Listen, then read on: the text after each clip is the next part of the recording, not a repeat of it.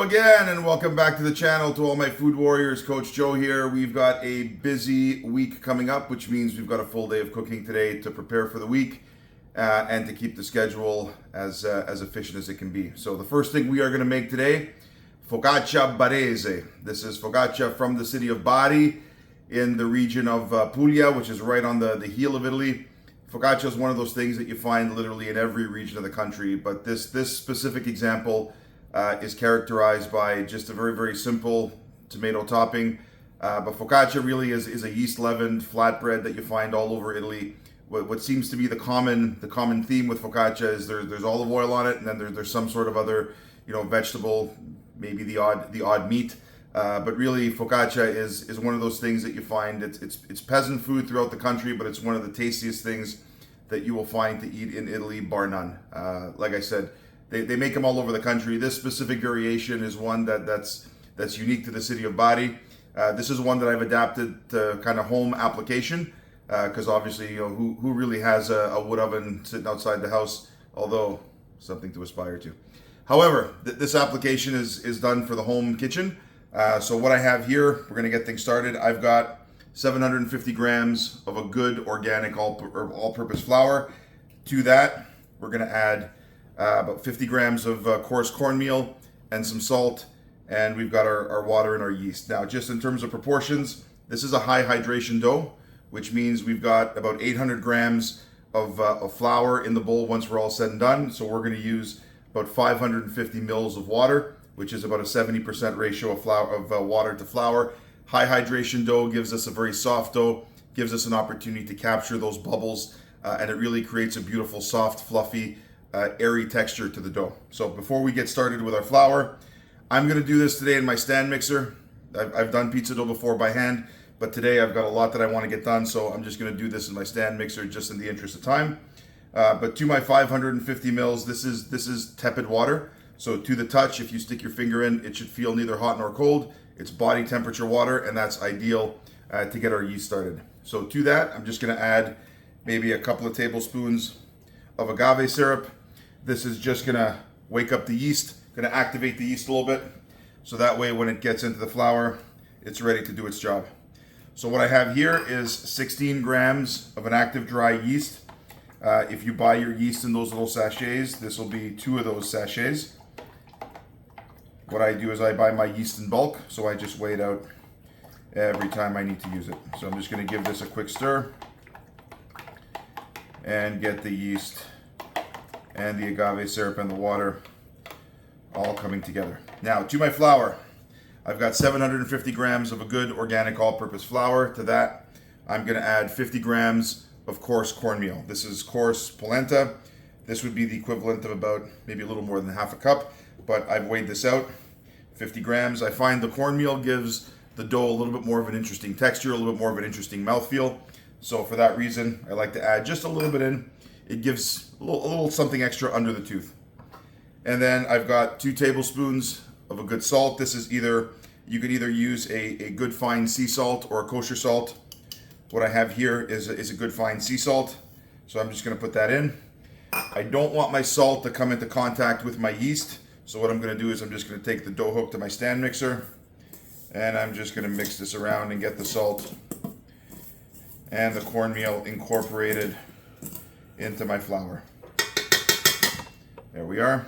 So I can already see my yeast is starting to froth up on the surface of my liquid, which is great. It means my yeast is activating. And now what I want to do is just pour this whole mixture into my flour. There we are. Now what I'm going to do before I put this into my stand mixer, I'm just going to give this a quick stir around, get the liquid incorporated into the flour. And now I'm going to put this on relatively low speed to knead for about 8 to 10 minutes. If you were doing this by hand, you'd want to give this a good knead for about 12 to 15 minutes just to develop the gluten. That gluten is the protein in the flour. That's what's going to create the structure of the dough that's going to be able to trap all of those air bubbles so that when we eat the focaccia in the end product, it's going to be airy and light and fluffy. So I'm going to put this on my stand mixer for about 8 to 10 minutes, and I will be right back. And we are back. It's been a good 10 minutes of solid kneading in my stand mixer. So all I'm going to do now is I'm just going to scrape my hook off, so that way all of my dough is in my bowl. Now, if you've done this by hand for the last 12 or 15 minutes, you probably realize the dough's a little sticky. Now, it does tend to get a little, it does tend to firm up a little bit the more you knead it as you develop that gluten. But this dough, because it is high hydration, one of the characteristics of high hydration dough is it does get a little bit sticky to the touch. So I've got a nice tight dough ball here, bottom of my bowl. What I'm going to do is just get a little bit of extra flour, just put this on my work surface, just so that the dough doesn't stick. Make sure that my hands are well floured here as well, so I can work this. And now all I'm going to do with a rubber spatula is just scrape everything off the bottom of the bowl and get my dough ball here onto my work surface. Now, if you were to get this in a commercial bakery, they would more often than not be using a strong bread flour with a high protein content to begin with. And that would tend to give the dough a good bit of structure, but I find even a good quality all-purpose flour for home application, perfectly fine.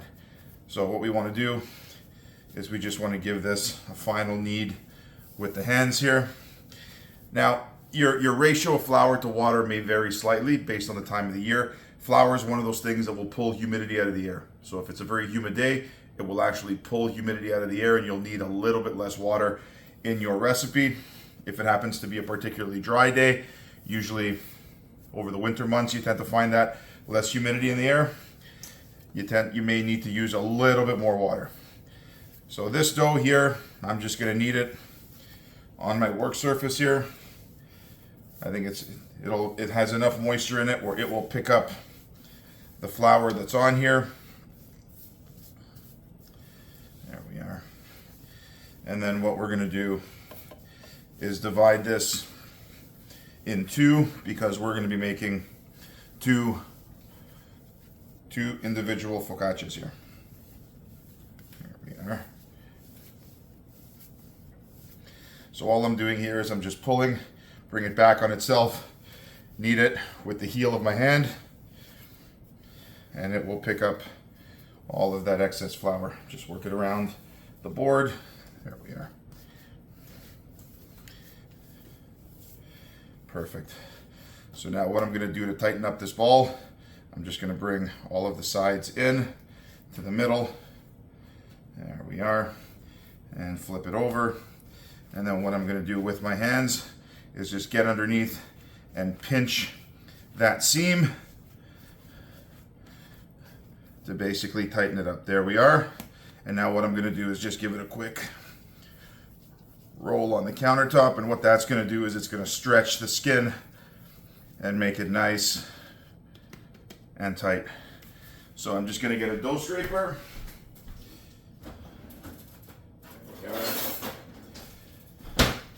And what we're going to do, this is just a board scraper. What I'm going to do is I'm going to cut this in half. I'm going to create two separate balls, and then we're going to allow those dough balls to rise by themselves. So it's a nice warm day. I'm just going to give this a quick cut down the middle. There we are. And as you see this exposed side, I'm just going to bring that in, give it a quick pinch, turn it over, and do the same little roll here so I get a nice tight little dough ball. There we are, exposed side. We're just going to bring it in, give it a quick pinch, turn it over, and there we are. Now these are pretty well the same size. Fantastic. So what I'm going to do now, I have two bowls here. I'm just going to put a couple of tablespoons of oil in each bowl because we don't want our dough to stick. Some people put a little bit of flour at the bottom, top and bottom, same purpose, but because this is focaccia, we're going to be dousing this with some olive oil later, so I'm not too concerned about the dough getting a little bit of olive oil on it. So what we're going to do is pick this guy up, Put them right in the bowl, and we're going to work it around. This way the olive oil gets all over the side walls of the bowl, and we're going to give this guy a little flip. There we are. So that's one. I'm just going to cover this with a bit of cling film. Same thing, pick them up, give them a little rotation there, and then, whoop, there we are. So this isn't going to stick to our bowl. We're going to give this a good rise in the bowl until it at least doubles, if not triples in size. There's going to be 2 risings for this dough. First one's going to be in the bowl, second one's going to be in the pan. So I'm going to give this a good probably hour and a half, couple hours until this almost triples in size. It will fill the majority of this bowl, and then we'll be right back and we'll finish this recipe up. We are back. It has been a solid couple of hours. These focaccias have just souffled up beautifully. These have easily doubled in size inside the pan. Look at the bubbles that are forming on the outside of the crust. Just absolutely spectacular. This is it's that air that's now filled the crust. This is how we want to bake them, and this is what's going to give them that light, that airy, that chewy texture, which is so reminiscent of what we've come to know as focaccia. This is, again, Focaccia Barese. What I like to do, which is also quite traditional, I've got some green olives here. These are Castelvetrano olives. These are green olives with the pit still in them. I like these types of olives, either these ones or even Cerignola, the big green ones. I do like the olives with the pit. I find they retain their flavor a lot better than the olives that have the pit taken out. I also find that they take on the brine a lot more slowly because there aren't any exposed surfaces where the brine gets in, and it actually pickles the olive from the inside and the outside. These are packed in a very light brine, so they're not overly salty, but they do retain the natural flavor of olives, which I absolutely love. So what I'm going to do is I'm going to take these whole olives with the pit, and before you serve this to someone, if there are olives in the dish, let them know. Otherwise, they may crack down and give you a bill for the dental work that you've damaged. So what I'm going to do is I'm just going to take these and I'm going to push it right into the focaccia. And I'm only going to do this to one. I'm going to keep one without the olives, one with the olives. There we are. And just push these right in. And they will actually season the focaccia from the inside. They are absolutely stellar. There we are. I don't want to disturb the cell structure of the dough. I want to maintain as many of those bubbles in the dough that I've worked so hard to create.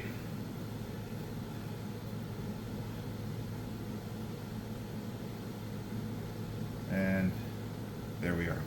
So I have one with olives, one without. I've got my oven set at 450 degrees. So what I'm going to do is I'm going to bake these top third of the oven. I'm going to bake these one at a time. So I'm going to start off with this one here, put it in the oven. I'm going to bake it for about between 20 and 25 minutes. It should be done. About the 15-minute mark, I'm just going to flip it around so that way it bakes evenly. So I'm just going to throw these guys in the oven. I'm going to start with this guy, and I will see you when these guys are done. We are back. Our focaccia is out of the oven, fully baked, and it's been cooling. Well, this one here, this is the first one that went in. This one here has been cooling for a little over half hour.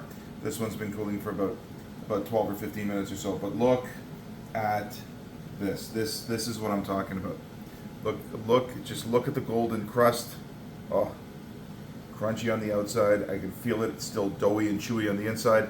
And look at these waves and ripples. Because we let that dough rest, second rise in the pan, this is the type of texture, the type of consistency that you get. Absolutely fantastic. You can't rush it. You can't fake it. This is just absolutely stellar. And then we've got our version here. This one here's still a little warm. This is our focaccia, same thing, focaccia barese, but with the olives.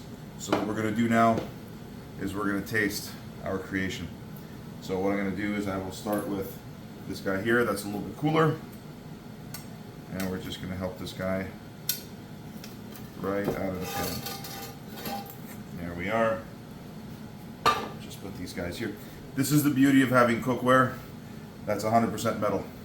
It can go on the stovetop, it can go in the oven, it can go on the barbecue, it can go on a campfire.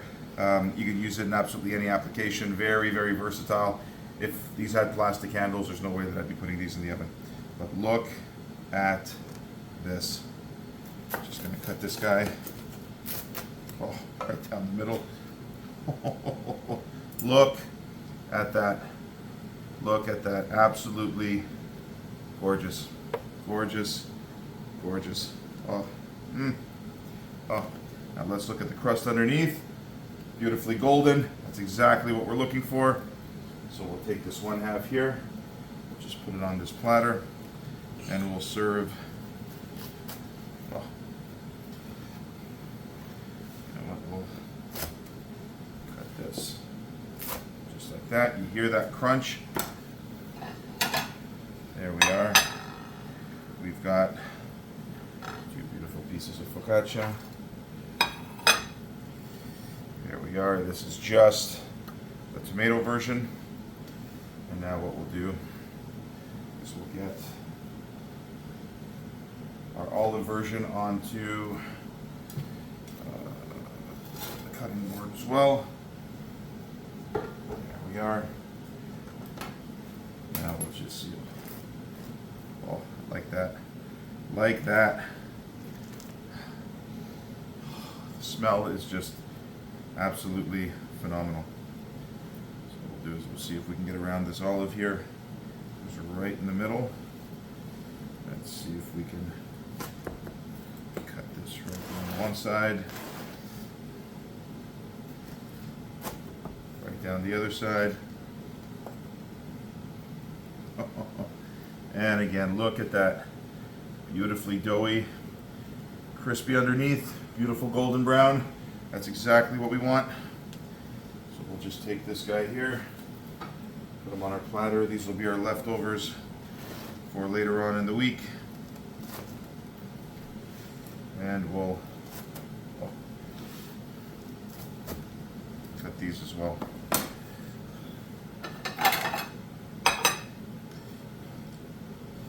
Oh, look at that.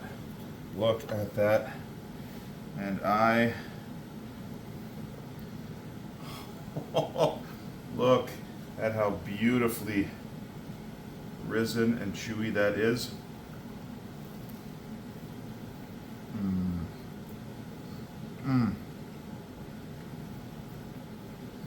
Come on. Simple country peasant cooking is what this is. They've been making this for thousands of years. They'll be making it for thousands more. It's just that good. Do try it at home. You saw how simple it was to make. Hope you like and subscribe, and I will see you on the next one.